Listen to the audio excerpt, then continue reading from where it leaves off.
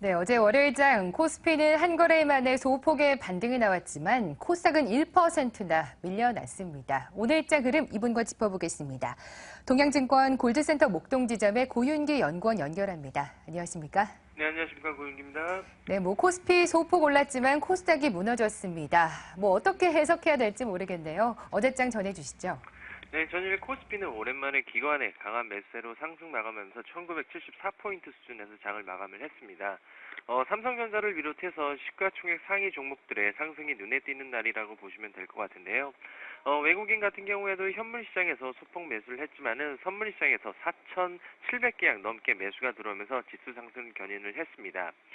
철강 업종과 화학 업종이 중국의 HSBC PMI 제조업 지수 호조로 인해서 중국 관련주가 상승 마감을 했었고, 네이버가 기관과 외국인의 동시 매수와 함께 라인의 IPO 기대감이 여전하다는 그런 분석이 나오면서 5% 가까이 급등하는 모습을 보였습니다.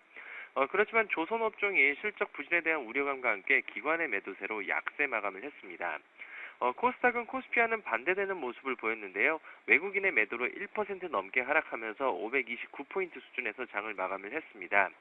코스피와 반대로 시가총액 상위 종목들의 약세가 눈에 띄었고, 특히나 IT 부품주들의 강한 하락세를 보였습니다.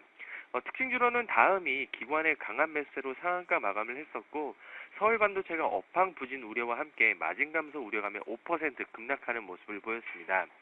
전반적으로 전일 같은 경우에는 중소형주가 조금은 쉬어가는 모습을 보였고, 시가총액 코스피의 시가총액 상위 종목들의 상승이 눈에 띄는 날이라고 보시면 될 것 같습니다. 어제장에서 중국의 제조업 호조에도 불구하고 이렇게 미지근한 반응을 보였기 때문에 오늘은 뚜렷하게 상승 모멘텀도 보이지 않는 가운데 어떤 흐름 보일지 궁금한데요. 어떻게 보십니까? 네, 전일 미국 주택지표는 호주세를 보였음에도 불구하고 미국 증시는 조정을 받았고, 유럽 같은 경우에는 제조업 지표가 부진함에 따라서 경계간이 확산되면서 하락 마감을 했습니다. 코스피와 이제 해외 증시를 놓고 봤을 때 상승 시에는 오히려 디커플링, 그리고 하락 시에는 커플링이 나온다는 점에서 좀 조심히 봐야 되는 그런 시점이 아닌가 판단해 볼 수 있을 것 같습니다.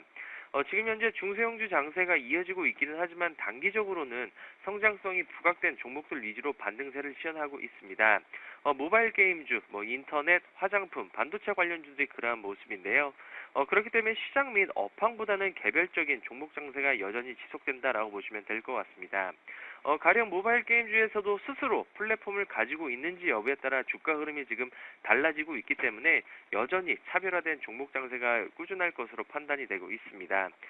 단기적으로는 코스닥보다는 코스피의 상승이 부각될 전망인데요.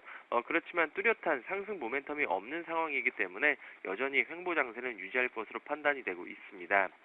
이런 상황에서 삼성전자의 실적 우려감이 지속적으로 나오고 있는 상황에서 특히나 IT 부품 업체들의 2분기 실적 가이던스를 반드시 확인하시고 비중 축소와 함께 손절로 대응하시는 게 필요할 것 같습니다. 네. IT 부품주에 대해서는 조금 좀 제한적인 그런 말씀 주셨는데요. 횡보 장세를 전망하셨습니다. 그런 만큼 종목에 대한 전략 가져가기가 힘듭니다. 유망주 제시해 주시죠. 네, 최근에 어느 정도 가장 기본이 되는 건 실적이겠죠. 그래서 실적이 개선될 종목 위주로 한번 또 다시 말씀을 드리겠습니다. 일단은 쌍용량에 한번 말씀드리도록 하겠는데요. 국내 시멘트 1위 업체입니다. 최근에 신용평가사의 신용등급이 그 흑자 지속에 따라서 상향 조정이 됐었고, 트리플 B 안정적에서 긍정적으로까지 올라갔기 때문에 하반기로 갈수록 이익 증가에 따라서 오히려 신용등급이 상향될 가능성이 높습니다. 그리고 시멘트 단가 인상에 따른 자금 창출력이 확대 가능성이 충분히 있는 종목이기 때문에 한번 관심 있게 보셔도 좋을 것 같고요. 편입가는 시초가, 목표가는 13,500원, 손절가는 11,000원 제시해드리도록 하겠습니다. 다음은 코스원인데요. 최근 화장품 관련주들의 강한 상승세가 눈에 띄고 있습니다. 대형주로는 아모렉 퍼시픽, 중대형주로는 코스맥스와 한국콜마들이 이러한 흐름을 이어가고 있는데, 코스원 같은 경우에는 중소형 중에서도 어느 정도 회사의 지금 체질이 개선되고 있기 때문에 화장품 업체 중에 가장 높은 성장성을 기대해 볼 수 있을 것 같습니다. 특히나 이제 YG 엔터테인먼트와 함께 중국의 환야그룹과의 지금 시너지 효과가 지금 충분히 기대되고 있는 상황이기 때문에 올 한 해 2014년은 실적 턴 어라운드 할 수 있는 그런 한 해라고 보시면 될 것 같습니다.